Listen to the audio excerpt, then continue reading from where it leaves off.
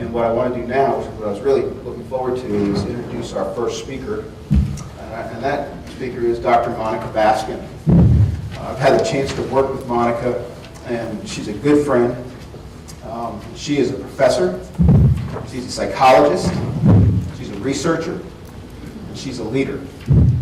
She's a professor at UAB in the School of Preventative Medicine. She's the co-leader of the Community Outreach Corps of the UAB Minority Health and Health Disparities Center, Health Disparities Research Center, the MHRC for short. She's a psychologist. She has her BA from Emory in Psychology and Sociology, her Master's of Science and PhD in Counseling and Psychology from Emory. She's a licensed psychologist as well. She's a researcher, a well-established researcher with a lot of successful funding from Robert Wood Johnson, National Institute of Health, the CDC, among others. And her work as a researcher links academics with community and faith-based organizations around the areas of health. She's a leader. She is leads the Jefferson County Coalition for Health Equity, which is formerly the Place Matters Group. She is a member of the leadership team of the Jefferson County Health Action Partnership, and she is the chair of the Advancing Health Equities Priority Group. Please welcome Dr. Monica Baskin.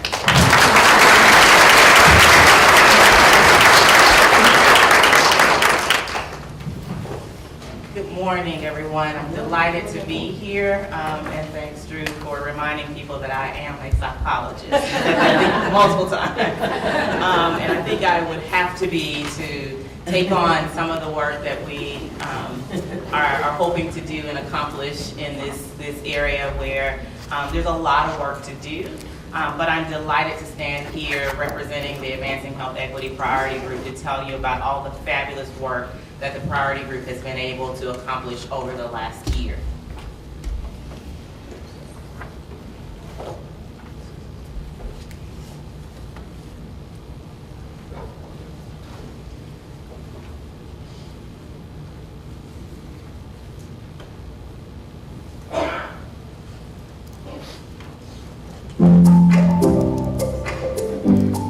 Jefferson County, we need to talk about how everyone deserves to live in a healthy environment and how, together, we can make it possible. Jefferson County is made up of all types of people.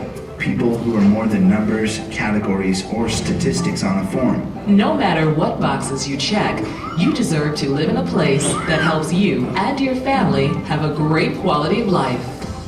But it's important to know that a number of people in our community don't have equal access to good health. Some may experience poor health more than others just because of where they live, work, learn, and play. The differences are known as health disparities. Examples include higher risks for obesity, diabetes, and cancer, lower test scores in school, feelings of isolation for those who can't drive or rely on public transportation, fewer housing, education, or job opportunities for everyone, including people with disabilities.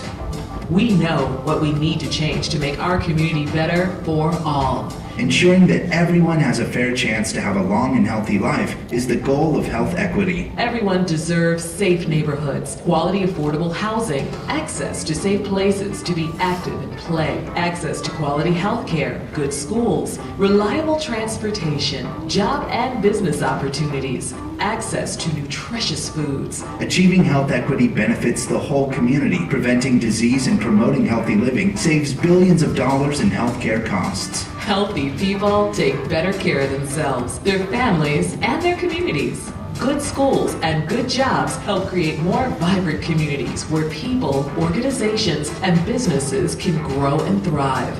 Health equity requires everyone's help, not just the healthcare community. Schools, businesses, churches, and other organizations have a part to play. Commit to advancing health equity in Jefferson County to ensure a bright, healthy future for our community.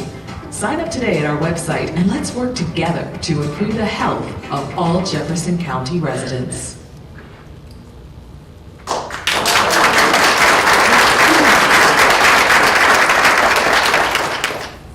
So I want to just pause there and definitely acknowledge all the hard work from Modern brand to help us to put out this video that hopefully encourages and excites all of you in this commitment to advancing health equity. So I want to, again, just acknowledge their work here. So we're talking about health equity, but what are we really talking about? So our definition for health equity is a place where everyone has a fair opportunity to live a long and healthy life. But we realize that that's not the case for some individuals in our community.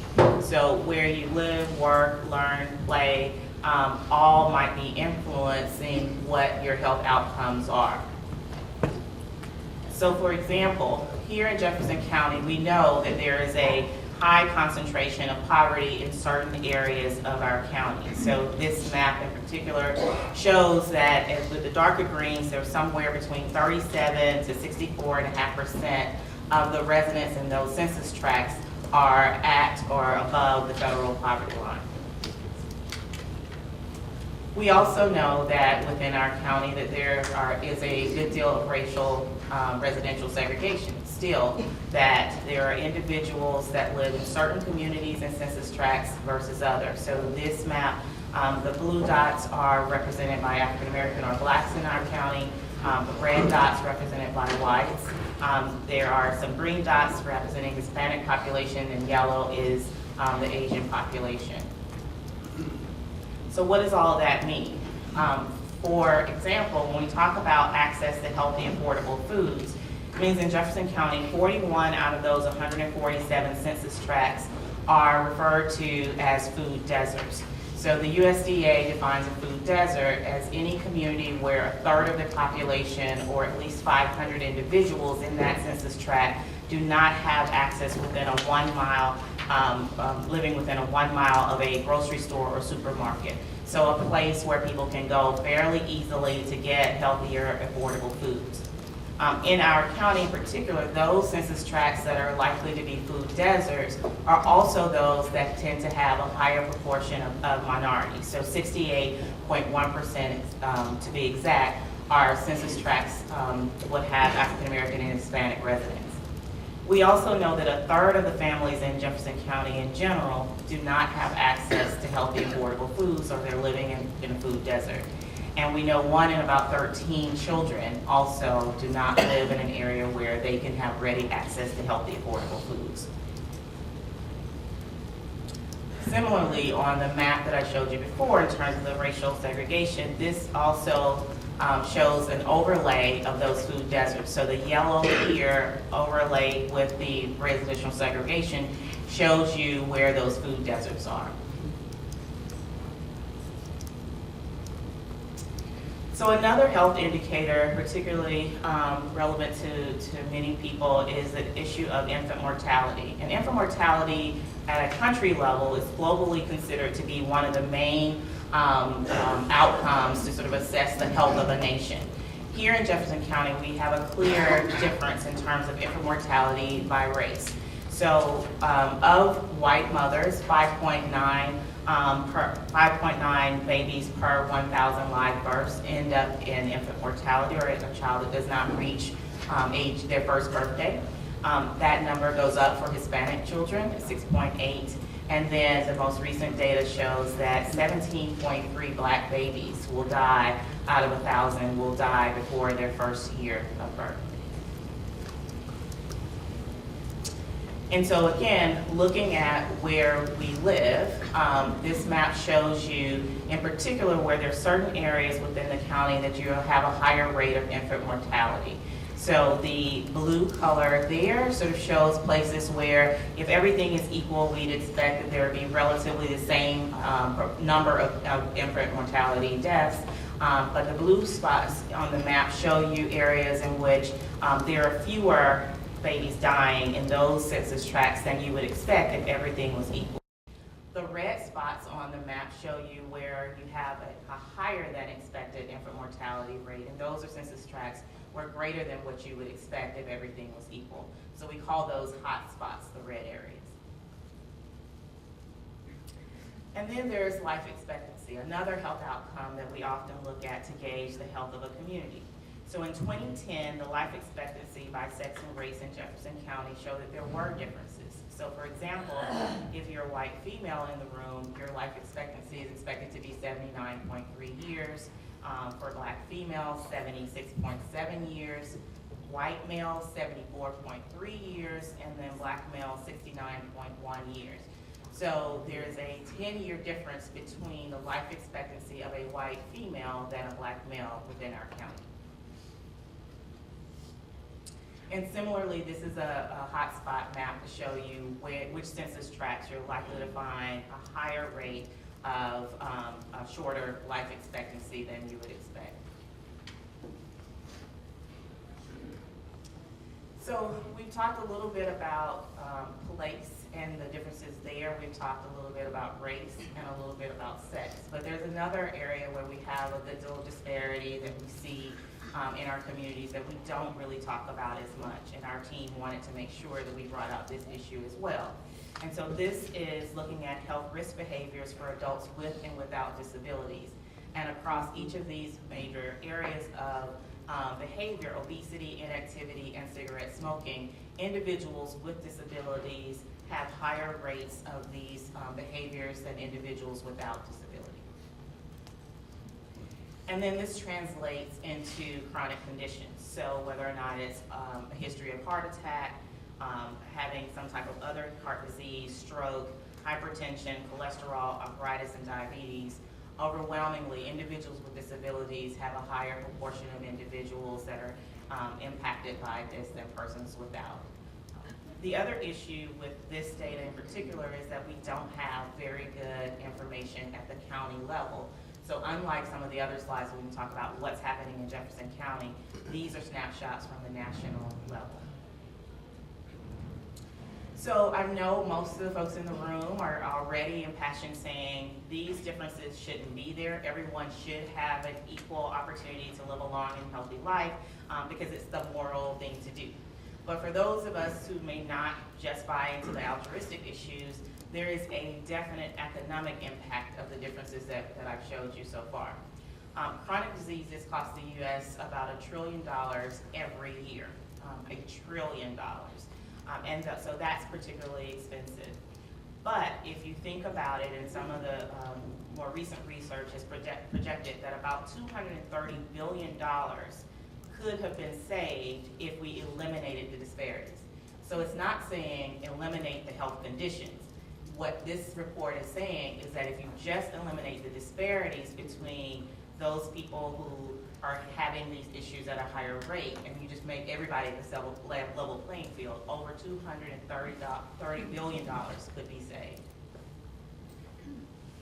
So then what does that mean to us here locally? So locally, in 2003, 7 chronic diseases, cancer, diabetes, heart disease, hypertension, stroke, mental disorders, and pulmonary conditions cost Alabama $23.3 billion. So that was in 2003 dollars. So if you fast forward and think about what that is today, I'm sure we're well over $30 billion spent in these 7 conditions alone. But the primary focus of that money is not on treatment. So if you look at the breakdown, only $4.7 billion of that is related to treating conditions. The vast majority of that goes into the lost productivity or the indirect costs. So this is when people are not coming to work because they're too sick, they have to go to doctor's appointments, or if they're at work, they're not working to their optimal because they're not as healthy. That's a tremendous amount of lost productivity, so thinking about economic implications of what we're talking about here today. And so very briefly, I'll kind of highlight a couple of other things that sort of drive in this cost issue. So the top box is looking at diabetes in particular, and medical costs for people with diabetes is twice as high for people without it. And it's estimated to cost about $245 billion alone, looking at that condition nationally. However, the Millikan Institute also took a look at projections, and so within Alabama, if you look at the baseline of individuals with diabetes and get people to do fairly minimal prevention and screening and get them down to the lower level, which is the optimal level, that somewhere around $1.2 billion could be saved just by some very simple preventive types of measures. Similarly, with heart disease and stroke, about 1 out of every $6 spent is spent on something related to the treatment and care of individuals with heart disease and stroke. So again, at the bottom, you have the current level, the top level of conditions, but if you can get that to move down to the more optimal level, the lower line, then that's a savings of closer to about $2.5 billion. So what would it take to get to those optimal levels of chronic disease? We've got to change some of those health behaviors. So smoking, as we talked about, 1 in every 5 deaths a year is attributable to smoking. And if you can move people from their current rates of cigarette smoking down to the lower line, you're talking about somewhere of a very modest 4% reduction, but that can lead to those optimal levels that we were talking about before in terms of health conditions. The same is true around obesity. If we can start with where we are right now and the projections out to 2023 and just lower that by 11%, then again, some of those cost savings that we mentioned before could be easily recognized. So we're talking about very limited amount of things. We're not talking about giving people, bariatric surgery and things that are very costly. We're talking about healthy eating, physical activity, and getting people to adjust their BMI ever so slightly. So we've talked a little bit about what we mean by health equity. We've showed you a little bit about where there may be some differences, particularly in our county and in some cases in our state and in the region. So now our team really wants to help everyone to be able to advance this work. So at your tables, you also have a document that is the Principles for Advancing Health Equity. Over the last several months, the Advancing Health Equity Priority Group has worked very diligently to sort of give you some help and some roadmap, if you will, to doing this work back in your own organizations, in your neighborhoods, in your own personal life. So there's 6 of these guiding principles, if you will, that we have in the book, and we give examples and go into a little bit more detail, but I just wanted to briefly hit them, the highlights of what they are. The first one is involving people negatively impacted by health disparities and the development, implementation, and evaluation of all of your programming. Oftentimes, individuals who are the most impacted are not at the table when we're designing programs and when we're coming up with ideas.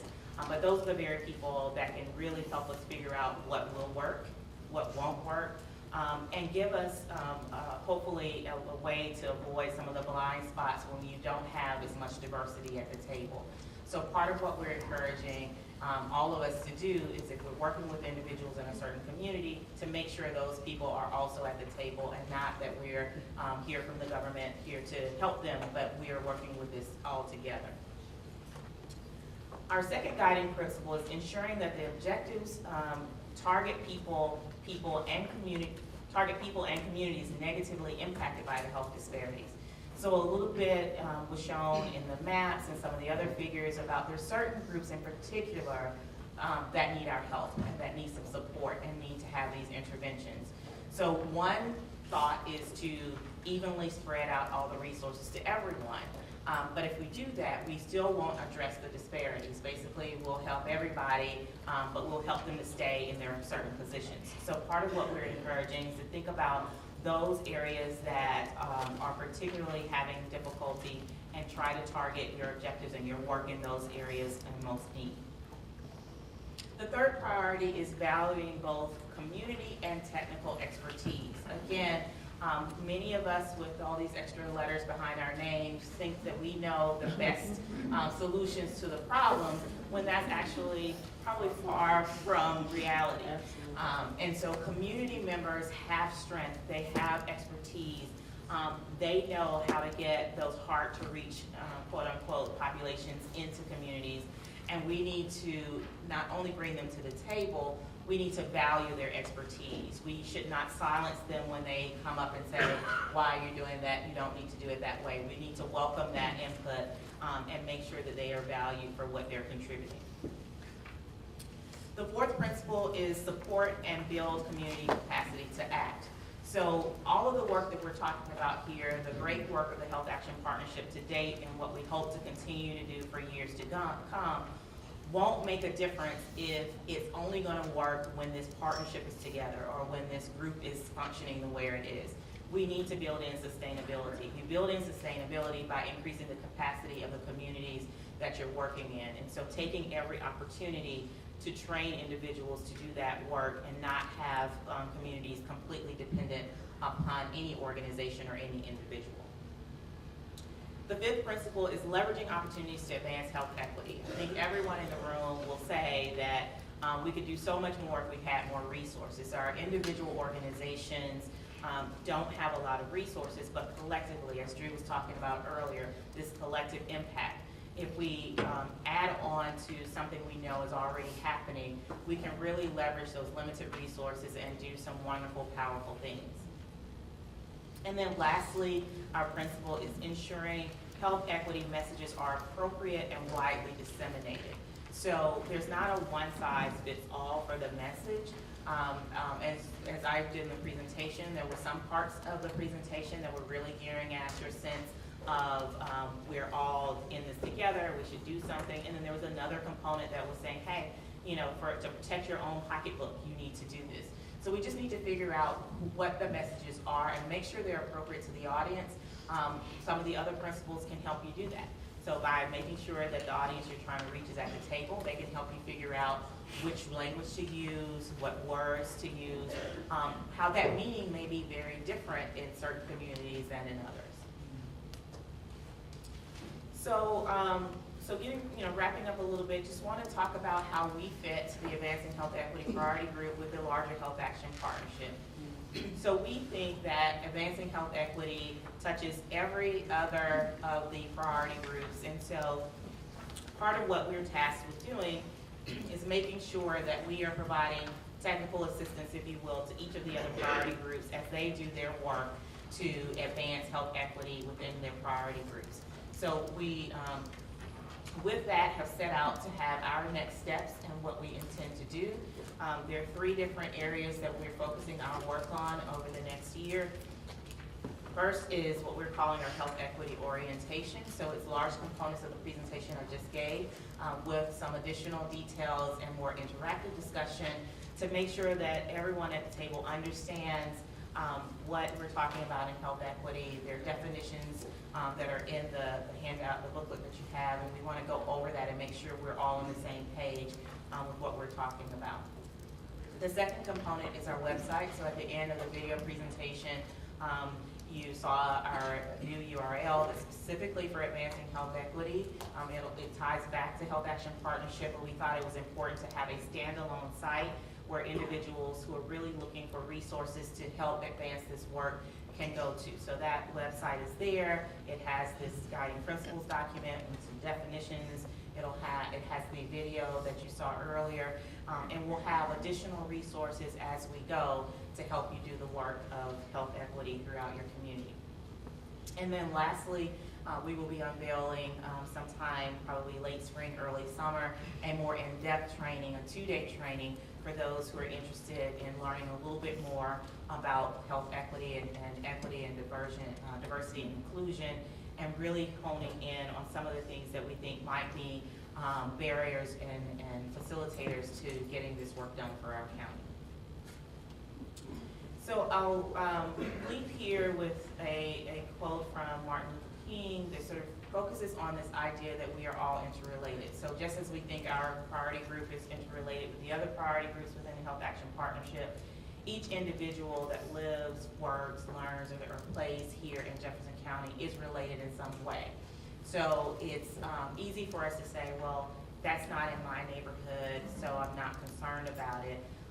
But it will impact us at some point in some way. And so I do encourage all of us to think about how reducing these disparities or eliminating them if we can, how that really helps everyone in the long run.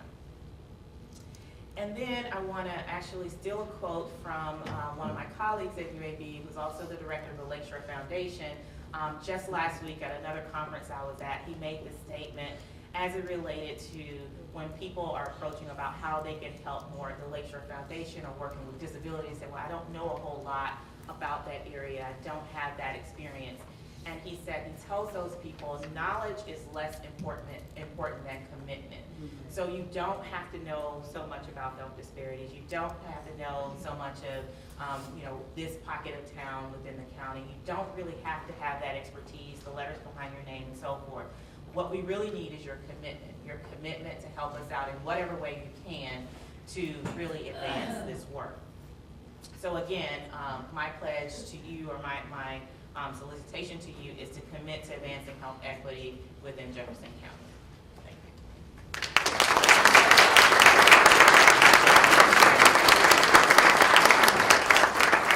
So, Katie, maybe I think any questions or comments anyone wants to add on?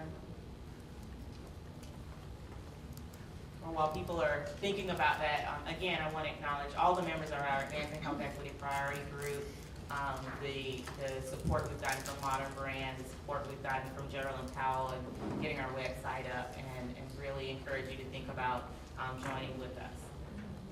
Okay. Speak for a second about how the Health Equity Group interacts with organizations if they're interested in the orientation or the longer range. Yes, so our intention is to work one-on-one with each of the priority groups to make sure that happens, and we provide technical assistance, but we are also available to do this in larger organizations. So on the website, if it's not today, it will be very soon, a place for individuals to request those types of trainings or more information, and then we will be working, following back up with you to be able to do that. So the idea, very much so for our priority group, is to provide a service out to not only the Health Action Partnership, but also to the larger community as we try to advance this work. I know it's early, but questions? I have a question. Will you have the data up there from the CDC on individuals with disabilities? Yes. Can you tell me what the definition for disability is? Because it's very broad. It is, and it's meant to be very broad. So we're talking about anybody with both a physical or mental disability is considered in that definition, and it's one that I personally would encourage all of us to consider. So some of the things that I know, for example, the built environment might be working on, some of the changes to the built environment around, particularly in Birmingham, in the Birmingham area with sidewalk improvements, not only can impact and help individuals who may be in a wheelchair or using a cane or a walker, they can also help individuals with small infants and strollers and so forth. And we are all aging, so we're all getting to that point of being in that classification. So being someone who has had more recent issues with back pain and other things that I was like, I didn't even know I had a muscle back there. But it is a very broad definition of disability. One of the things also, as we start talking about that and including that information, is that not all disabilities are physical that we can see. There are other conditions that may not be as obvious as someone with a cane or some kind of mobility issue. So that is a definition that is fairly broad and is purposeful so that we also can try to reduce the stigma that sometimes is associated with having a disability, but it's all encompassing. Thank you. Yes. I'm Emily Rushing. I'm not affiliated currently with any of these organizations, but I was able to participate in some of their early discussions with this group. And I would just encourage you, if you are reading this after you get away from here and you say, what are they talking about? The language itself is so challenging in this area. I applaud what has been done to reach this piece of paper, but I really think the commitment is as much to understand what this language means for each of us in our own home and neighborhood and community, because these are just the words, the best way so far we've come up with to talk about these very difficult things. So don't put it down because it doesn't jive with what you think, but try to read yourself into it and understand that there's been much labor to get just to these words, which are still not adequate really to talk about what we're trying to do. Absolutely, I appreciate your comment, and will echo, and I'm sure there are many moans and groans in this room that will say, it took a lot to get to the words that are printed there, and it was a great process. It's one that I would encourage for any organization to do. It was a way, it forced us as a team who was already saying we're committed to advancing health equity because we're part of that priority group. It forced us to deal with some of our biases and sort of talk about how we can label certain things and what was important, what was not important. It helped us to realize that there were certain groups that we weren't considering and we weren't thinking about, and I appreciate the voices that were in the room to tell us, hey, we didn't have disabilities and we weren't necessarily thinking about this. We had a lot of data on African American populations and white populations. We did not have a lot about Latino populations. All of those conversations were challenging to us, but they all led to what I think is a product that I know the team is fairly proud of. But I agree, it needs more distilling, more concentration, more talking, more dialogue, and so that's what we're hoping that this does. It's a starter to this work. I wonder, could you talk a little bit about some of the factors that contribute to food deserts? I think from an economic perspective or a business owner perspective, let's say you can only, stock what you sell. So that one in particular is quite interesting, and I've actually had a couple of research studies where we've looked at this idea of, what is it about these food deserts? So these are communities, the food deserts, as you saw, are communities that tend to also be in lower income communities. And therefore, if you think about a business, there's an inherent need to make a profit. Okay? So when we talk to business owners and people in the food industry, they do their homework. They do their market analysis. They figure out, who are the people that can afford to pay for my goods. And those are the communities that they tend to go into when they feel like there's a large enough demand for the product being sold and the community has the resources to actually pay for that product.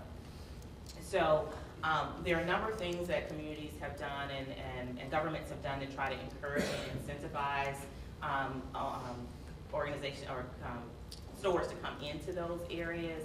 But inevitably, if there's not a demand for it, it's not going to be sustainable. So even if you can get a store to open in that area, if people aren't shopping there, at some point, it may stay open for a year, may stay open for 2 or 3 years, but at some point, if there is no profit, that business is not there for service, they are there for profit. So I think if we're talking about some of those food deserts, some of the more innovative things come in mind in terms of, particularly for produce, so community gardens and co-ops and things of that nature are ways to infuse healthier items in those stores.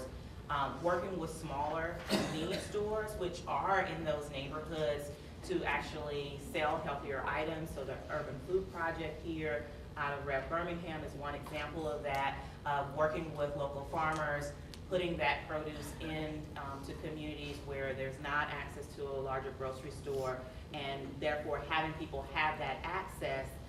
But again, that only stays there if there's a demand, because there has to be a business model to make that work. I'm not sure if that answers. Yeah. Good morning. Good morning. I'm not a public health person, so you all may already know the answer to this. But how much of the health disparity could be explained, attributable to personal responsibility, cultural conditions, religious beliefs? How much could be attributable to those kinds of things? So everything is complex. So there is a personal responsibility, but what we're also showing is that everything else being equal, not worrying about people's genetics and biology and all of that, there are differences by place, there are differences by race, there are differences by gender, there are differences by these other conditions that don't explain the conditions that individuals have. So it's not to lessen either side of that. You're not going to engage me it went into a conversation about the left versus the right on personal responsibility versus this other issue. We can do that later on.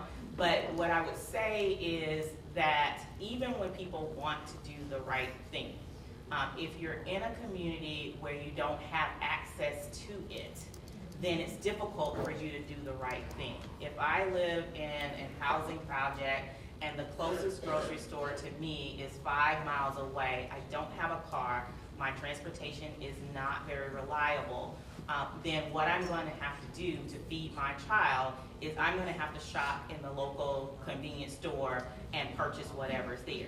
So I think what we're saying here is that we're not discounting that people need to do, take their health into their own lives and make sure they're doing the right things, but we need to make it easier for them to do that by having an environment that is not getting in the way, it's not a barrier to them leading a healthy life.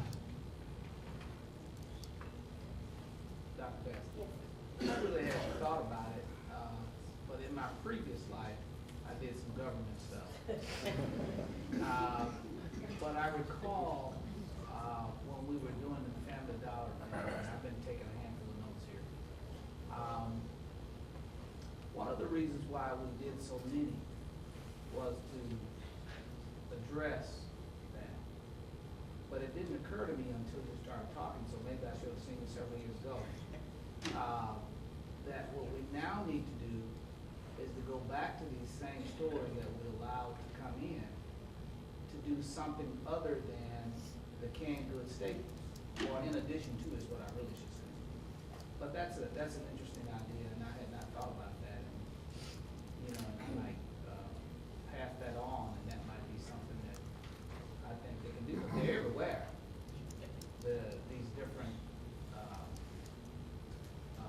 low-cost stores. That's what I'm calling low-cost stores. And that might be one way to address this matter. I don't know.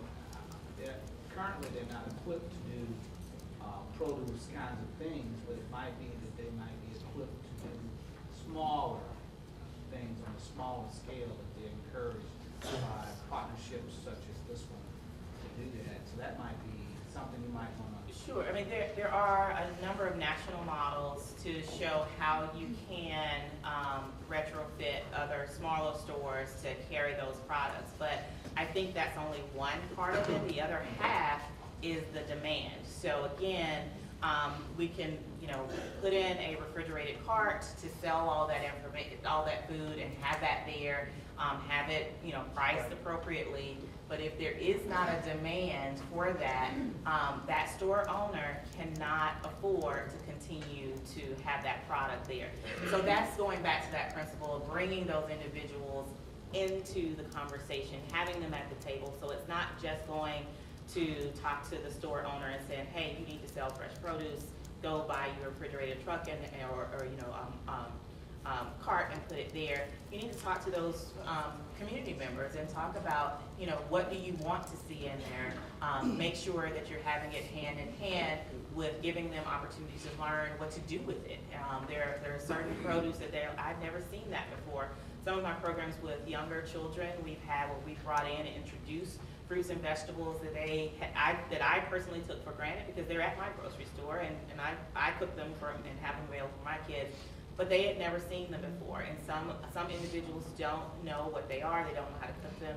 So again, programs like the one I was mentioning, they have recipes, they have cooking demonstrations, they have other things to kind of make it work.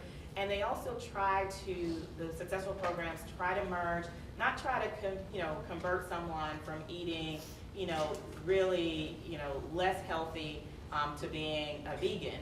There's some steps in between there to help improve them to, eat a little less this, add on here, so that it is something that is sustainable over time. It's not just a pill, a magic bullet, we can change it. So I would say, yes, have those conversations with the business community, but also have those conversations with the residents in that area to talk about what they want and what they're willing to do in order to keep that maintained.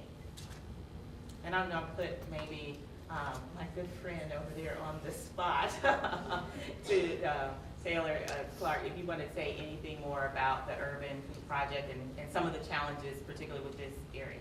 Absolutely. So we launched the Urban Food Project in 2010 with support from the communities putting prevention to work. And since 2012, we've been doing this farm to corner store model, connecting Alabama farmers and producers with corner stores and local communities. We've developed a distribution infrastructure. We learned a lot along the way. The purchasing power that store owners have is very limited.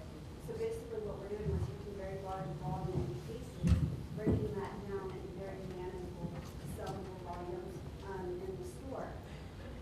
We find that nutrition education is a very key component to success. We find that nutrition education is very, very important. That's not in Rev's mission, so we align ourselves with partners who have that priority at the forefront of their mission, because that is such a key piece to driving the market demand.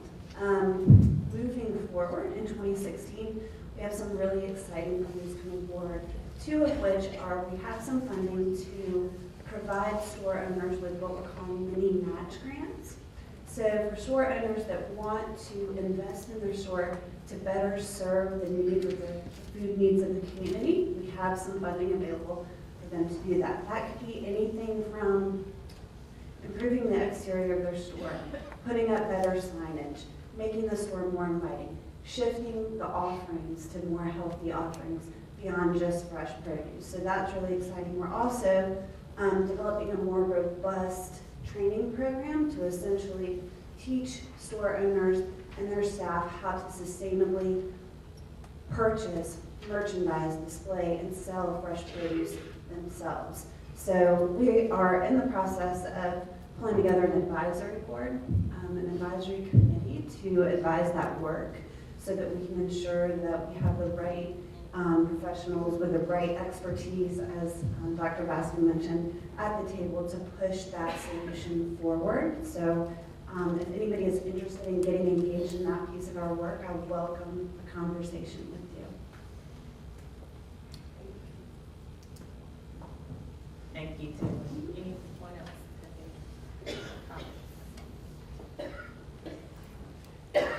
So I'm also going to put, sorry. Name. Yes, We talked about health disparities and how so much of billions of dollars could have been saved by. We talked about health disparities and how we could have saved billions of dollars by eliminating health disparities. But to be practical, it is not possible to eliminate all the disparities at the blink of that. So, Dr. Baskin, I would like to ask you, if you want to prioritize the top 3 things that you could eliminate, what would those be? Okay, so I'm definitely going to call on some of my friends to help answer this question. So I think it goes back to those key health behaviors that we were talking about. So obesity, tobacco, and physical inactivity in particular are some of those things that are linked to a number of those 7 chronic diseases that I was talking about. So in terms of eliminating the disparities, a lot of it has to do with making sure that people do have access to those health promoting type of environments that I was mentioning, so they have safe places to be physically active. So for example, our built environment priority group is looking at areas in which to prioritize improvements in sidewalks and making sure that there are recreational facilities are kept up and maintained, and programming that pushes people into those areas to be physically active.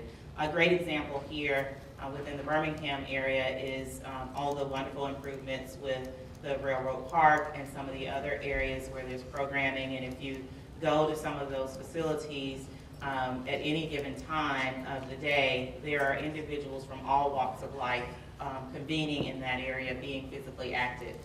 So there's a part of the park that has equipment, so it's not a question of going into a gym. You have really top-notch equipment that's in the playground, in the the park itself, there's a playground and so forth, so that individuals can get there and be active and improve their health outcomes in that way. There are also things like programming. So, for example, the health department and UAB Preventive Medicine have a project, a REACH project, where we're focusing in, again, targeting certain communities that have higher rates of chronic conditions and infusing a lot of effort and programming in those communities where we have things like the Urban Food Project. We have community health advisors that are helping to push people towards programming within the parks. We also have a Safe Routes to School program. We're getting those children out to be physically active. So we're really promoting those types of things to help improve their physical activity, their nutrition, and hopefully helping them to manage their weight. The other part of it is also making sure that people have access to appropriate preventive and screening programs as well. So part of the issues are at what point are people getting into the healthcare system? Are they coming in at a point that's much later on where the interventions to make them healthy or get them well are much more costly? So part of it is making sure that we're preventing more of the diseases than we're allowing to get to more advanced stages. So, Dr. Wilson, would you like to comment on that as our health officer for the county health department? I'm sorry, I need you to repeat. Okay, so I think the question is how we can't possibly eliminate all those disparities. How would you prioritize? Yeah, I really agree about these big ticket items that really drive the chronic diseases: healthy foods, exercise, tobacco, and of course obesity, which is related to healthy foods and exercise. The healthy foods also independent. The exercise and the healthy foods have independent benefits beyond the obesity as well, like cancer reduction. I think the other really, really big one that requires a different focus and a specific focus is the infant mortality rate. Those numbers are just really astounding. I think you saw the 5.9 versus 17.3 deaths per thousand in the first year. I think that's just a really big one. That requires a different type of effort beyond those other things we just mentioned. Where'd you go? Anyone else brave enough? Anyone from Bold Goals that want to comment on that?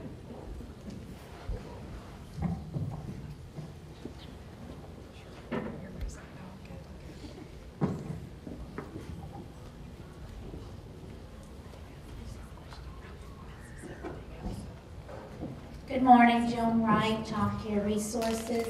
My question would be, Dr. Baskin, if we were able to provide these interventions in, say, a couple of those hot spots and do some targeted work, do you have any idea of the length of time it would take? Because these are not easy things to change and remedy, but is there any kind of projected timeline of when you would start to see the needle moving and reducing the disparity so you know that your efforts have been worthwhile? So I don't think I have my crystal ball. I mean, I agree. I mean, it takes a long time. I may actually put my other friend, Sarah Newell, on the spot here, because I think, with the Bold Goals initiative, that's the idea, is to really think out of the box and go for these very ambitious goals to really see the needle being moved. And so with each one of those goals, but also within our Health Action Partnership, the priority groups, there are specific metrics through the Robert Wood Johnson Health Rankings that people are asked to look for and to get that to move. I'm not I think as Drew was talking to me earlier, I'm not a public health person by training. I've sort of had a, education by fire, if you will. But, there are a couple of ways to make those numbers shift. You can have big impact with a small number of individuals and get, huge changes. Or you can have a little bit of changes with a large number of people. And I think what we're talking about are what are those small things we can do with a large number of people to get that needle to move. So, but I don't know if Sarah, if you had other thoughts that come out of both of them. Sure, well, I think that's a fantastic answer, actually, but a few things that I would add. A lot of you that are in the room today have been with us since the very beginning of the Gold Goals process, and you remember that we talked about a variety of approaches to how we're going to move the needle on big community issues. And there are no easy answers, and there are no quick fixes. But one thing that I would just say to augment what Dr. Baskin was talking about is one thing that we've been talking about particularly lately is identifying those subpopulations that really need the interventions first, with a view toward addressing particularly health disparities, but disparities of all kinds, in order to even the playing field. And then working with those subpopulations in a, not exactly a pilot phase, but doing smaller studies, which would allow us to figure out which strategies are working, and then trying to scale those up.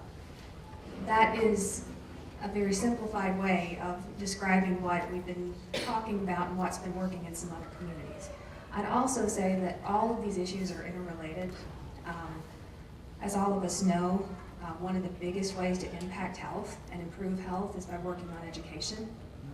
And so much so that in the beginning of our conversations, we had several members of our coalition who said, we just need to work on education. We don't need to even work on health. And we said, well, maybe we need to do both. And that in and of itself is one of the key drivers to fixing a lot of our problems. That's why the coalition has 3 components, because we want to involve as many partners in the community as possible in leadership roles, finding the niche where you fit, where you can be involved with your business, with your civic group, with your church, in whatever way that you think that you can make the biggest impact.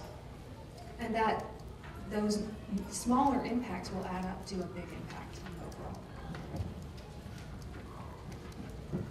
So I have, I think, at least one more friend left in the room. I'm going to put it to Greg Townsend and have him to come up front, who's also the co-chair of our Advancing Health Equity Priority Group, and have Greg also talk about the social determinants of health. So I think that's some of the idea behind some of these questions about how do we get here and what are the big, bold things that we need to tackle, and just maybe just speak briefly about that.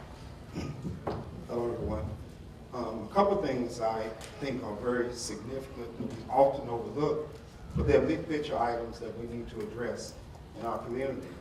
We have to talk about issues relating to race and place. You know, we can't leave racism, power, and privilege out of the conversation.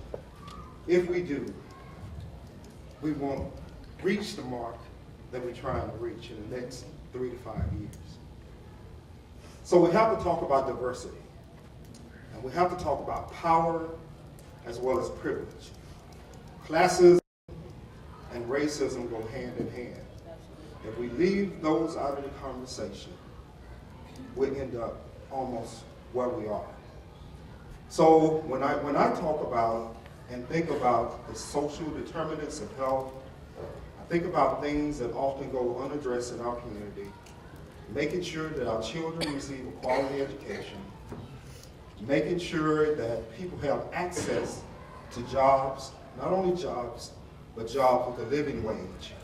That means if I go to work, I can afford to take care of my family. That's right. Affordable housing is very important. People live in houses that are inadequate. People need to live in communities that are safe, that are clean, communities where their quality of life can mean something not only for them, but for their families. Access to healthcare services is important across the spectrum. When we talk about access to healthcare, we're talking about clinical care, but we also need to talk about mental health services too. Stress is a major issue that goes unaddressed in our community, particularly for African Americans. That's a lot of stress being black in America. Amen. And we need to address that particular issue too. Another important component is transportation. Man, you live in Jefferson County. I would love to catch a bus from Irondale to downtown Birmingham and back to Irondale, but I can't do it. I won't do it. I can try, but it won't happen. I won't make it work on time. We have bicycles, a program where you can pick up a bike anywhere downtown Birmingham. I really want to do that, but I'm afraid. The fear is that somebody's going to run over me because they're not used to bicycles being on the road. I love to do that. I walk all the time. People see me walking downtown. I go to a meeting, I walk to the meeting, I walk back to my office. I love to walk. That's a problem too in our community because we don't respect people who want to, exercise, who want to take better care of themselves. It becomes a joke for some. But we need to make it a way of life in our community. So those are some of the things that I think that we need to address if we want to move the needle forward. We need to start working on issues of race and place, issues of class and privilege. And I think then, in 5 years, maybe we'll move the needle and make lives better for our children.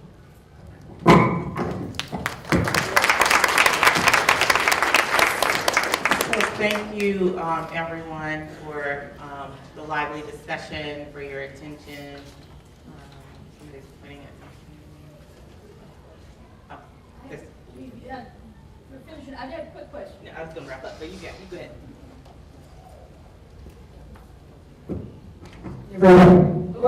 Everybody's like, oh man, we were going to get a break. But this is actually a question that relates to what Mr. Townsend was saying about power. I know in our community we have not only an industrial legacy, but an ongoing presence of environmental contaminants. And I don't see that addressed here, and it may be implied, but is there, as a part of this plan, a way of addressing the ongoing environmental pollution legacy that has such an impact, particularly in some parts of North Birmingham? So I think it is definitely inherently in there. So if you remember the maps and where a lot of the issues are, they are in those North Birmingham areas. I don't know specifically if there's a priority group that has a focus on those environmental issues, but we do have a priority group that focuses on the built environment in general and some of the issues there.